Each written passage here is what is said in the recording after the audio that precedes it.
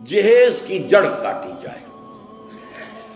اگرچہ میں نے جو عہد لیا تھا یہ 10 جنوری 1975 کا میرے پاس یہ ایک رقعہ ہے موجود لکھا ہوا، ہمارے ایک ساتھی تنظیم کے ہوتے تھے محمد حنیف ورک، ان کی شادی پر میں نے جو خطبہ دیا تھا، پھر میں نے مسجد خضرا میں لوگوں کو کھڑے ہو کر ہاتھ اٹھوا لیے تھے کہ اس کی پابندی کرنی ہوگی، انہوں نے ہاتھ اٹھائے تھے، اس میں میں نے اس کو شامل نہیں کیا تھا۔ یہ جہیز کا معاملہ جو ہے یہ ذرا ہمارے معاشی نظام کے ساتھ وابستہ ہے، اس میں کوئی ڈیمانڈ اینڈ سپلائی کا معاملہ بھی ہے، یہ آسانی سے ختم ہونے والی لعنت نہیں ہے۔ اس وقت ہم نے صرف ایک پابندی لگائی تھی کہ اس کی نمائش نہ ہو، بلکہ یہ ہے کہ آپ کو جو کچھ دینا ہے 2 دن پہلے بھیج دیجئے لڑکے والے کے، یا 2 دن بعد میں بھیج دیجئے، نمائش نہ ہو کہ غریبوں کو یہ احساس نہ ہو کہ فلاں کی بیٹی تو یہ کچھ لے کر گئی ہے اور یہ کہ میرے پاس کچھ بھی نہیں ہے دینے کے لیے۔ یہ جو احساس محرومی ہے آپ نوٹ کیجئے، میں نے آپ کو بتایا اسراف کہتے ہیں ضرورت کی جگہ پر ضرورت سے زیادہ خرچ کرنے کو، اور تبذیر کہتے ہیں بلا ضرورت خرچ کرنے کو، صرف نمود و نمائش کے لیے، اپنی دولت کے مظاہرے کے لیے، اپنی دولت مندی کی دھوس جمانے کے لیے۔ پوری کوٹھی جو ہے قمقمہ بنی ہوئی ہے، ہر جگہ پر ہر درخت کے ہر پتے کے ساتھ بلب لگا ہوا ہے، معلوم ہو جگمگ جگمگ جگمگ ہو رہی ہے، بڑے عمدہ لباس سفید براق پہنے ہوئے جو بہرے ہیں وہ کھانے ڈشیں لیے ادھر ادھر جا رہے ہیں۔ یہ جو کچھ ہے اسراف، اور اس کے بعد تبذیر کے بارے میں تو فرمایا، اسراف کے لیے تو صرف یہ کہا تسرفو لا تسرفو، اسراف نہ کرو، کلوا واشربوا ولا تسرفو، کھاؤ پیو اسراف نہ کرو۔ لیکن تبذیر کے بارے میں فرمایا ان المبذرین کانوا اخوان الشیاطین، یہ مبذر جو ہیں یہ تو شیطانوں کے بھائی ہیں۔ کیوں؟ کافی عرصے تک میرا ذہن اس پر اڑا رہا، کیوں تشبیہ دی گئی؟ پھر بات کھلی سورہ مائدہ میں جا کر، شراب کی حرمت کے ضمن میں الفاظ آئے، انما یرید الشیطان ان یوقع بینکم العداوۃ والبغضاء فی الخمر والمیسر، یہ شیطان یہ چاہتا ہے مسلمانوں کہ تمہارے اندر آپس میں بغض اور دشمنی پیدا کر دے شراب کے ذریعے اور جوئے کے ذریعے۔ شیطان چاہتا یہی ہے۔ اس شیطان کا حربہ لوگوں کے دلوں کو پھاڑ دینا، کلاس کانشسنس پیدا کر دینا، محرومین اور مترفین کے علیحدہ طبقے ہو جائیں، اور پھر لڑیں گے ٹکرائیں گے پھر۔ اور یہی کام اس میں ہے، جس گھر میں لڑکی کی شادی پر اس طریقے سے پیسہ جو ہے بہایا جا رہا ہے پانی کی طرح، وہاں کوئی شوفر بھی ہے، ان کا ڈرائیور، کوئی پہرے دار بھی ہے، کوئی خانسامہ بھی ہے، اس کی بیٹی بیٹھی ہوئی ہے، بوڑھی ہو رہی ہے، وہ ہاتھ پیلے نہیں کر سکتا، اس کے دل کے جذبات کیا ہوں گے اس وقت؟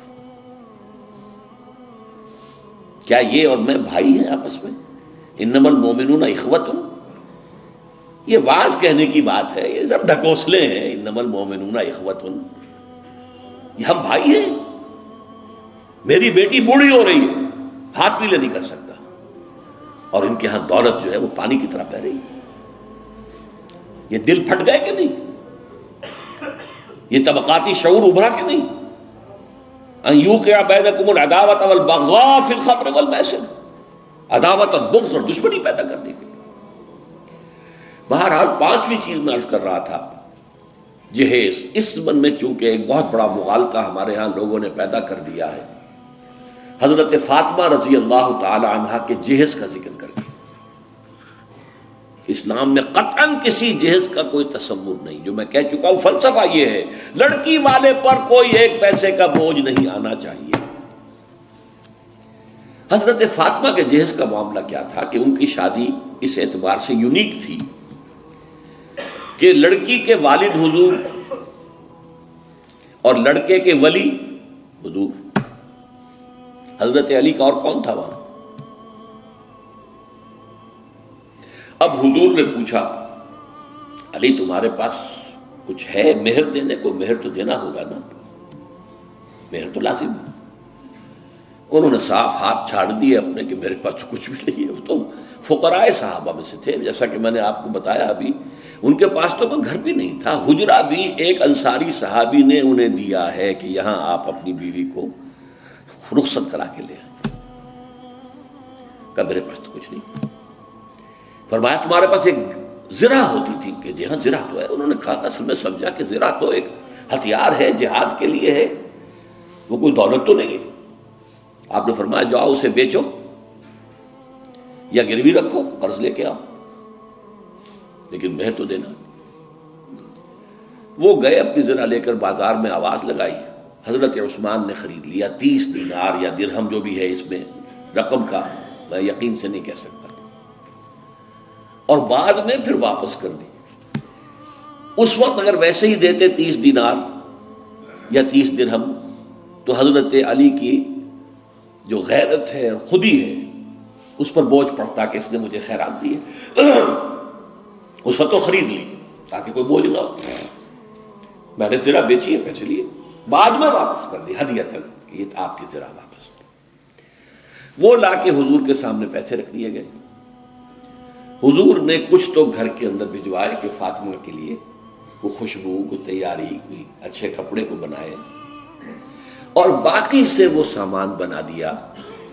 ایک گدا جس میں کھجور کی چھال بھری ہوئی تھی، 2 تکیے کھجور کی چھال کے، ایک مشکیزہ پانی لانے کے لیے کنویں سے، ایک چکی جو یا گندم جو بھی ہوگی پیسنی ہوگی، 1-2 بالوئی سے برتن، بس. یہ ہے جہیز. اور یہ حضرت علی نے جو مہر کی رقم پیش کی تھی اس میں سے حضور نے بنا کر دیا. وہ رقم جو ہے حضرت فاطمہ کا حق تھا نا، مہر تو لڑکی کا حق ہے، اسی کے گھر کا سامان بنا دیا. اپنے پاس سے حضور نے 1 پیسے کی کوئی شے نہیں دی. اس کے لیے یہ بھی دلیل نوٹ کر لیجئے کہ حضور کی اور بھی تو بیٹیوں کی شادی ہوئی کہ نہیں. حضرت عثمان کے گھر میں 2 بیٹیاں گئی ہیں حضور کی. پہلی بیٹی تو خیر مکے میں گئی تھی، ابھی شاید وحی کا آغاز بھی نہ ہوا ہو، میں یقین سے تو نہیں کہہ سکتا. ہو سکتا ہے کہ حضور کی نبوت کے ظہور سے پہلے شادی ہوئی ہو سکتا ہے، ممکن ہے. لیکن ایک شادی تو مدینے میں ہوئی ہے، اور حضرت عثمان کا گھر بھرا ہوا، ہر شے کا سامان موجود ہے، سامان جگہ موجود ہے. کسی جہیز کا کوئی تذکرہ ملتا ہے؟ تو یہ جہیز نہیں تھا، یہ خالص ہندوانہ تصور ہے. اور اس کی وجہ کیا ہے؟ وجہ یہ ہے کہ ہندوؤں میں لڑکی جو ہے، بیٹی جو ہے، وہ وارث نہیں ہے، اسے وراثت میں کوئی حصہ نہیں ملتا. لہذا جب اسے گھر سے رخصت کر رہے تو وہ دان دہیج، یعنی یہ ایک خیرات ہے جو دے رہے ہیں. لڑکی کا حق کوئی نہیں ہے. بلکہ راجپوتوں وغیرہ میں تو ہندوؤں کے اندر آپ کو معلوم ہونا چاہیے، لڑکا بھی صرف بڑا لڑکا وارث ہوتا تھا تاکہ زمین کے ٹکڑے نہ ہوں. 10 مربع ہیں تو 10 مربع ہی جائیں گے. چھوٹے بھائی بھی اس کے کمی کاری ہوتے تھے، بس ان کا کوئی حق نہیں. یہ اس اپنی فیوڈلزم کو برقرار رکھنے کے لیے، ورنہ 10-12 بچے ہو گئے، تقسیم ہو گیا تو فیوڈلزم تو ختم ہوا. پھر ہندوؤں کے ہاں تو یہاں تک کہ لڑکی کا تو خود سوال ہی پیدا نہیں ہوتا کہ اس کا کوئی حق ہو. تو اسلام نے حق دیا ہے، لیکن یہ ہے کہ اس کا حق ہے، باپ فوت ہوگا اس کی وراثت میں سے حصہ اسے ملے گا. مما قل منہ او کثر، چاہے زیادہ ہو چاہے کم ہو. فریضۃ من اللہ، اللہ کی طرف سے فرض ہے، یہ لازم ہے. ماں فوت ہوگی، ماں کے آگے کوئی ہے، وراثت ہے، اس میں سے بیٹوں کو بھی، بیٹی کو بھی حصہ ملے گا. لہذا یہ ہندوانہ تصور جو جہیز کا ہے، ویسے تو یہ کہ سرکاری سطح پر تو اگر اس کی کوئی مہم چلے اور محنت ہو اور جد و جہد ہو تو اس کی جڑ کاٹی جا سکتی ہے.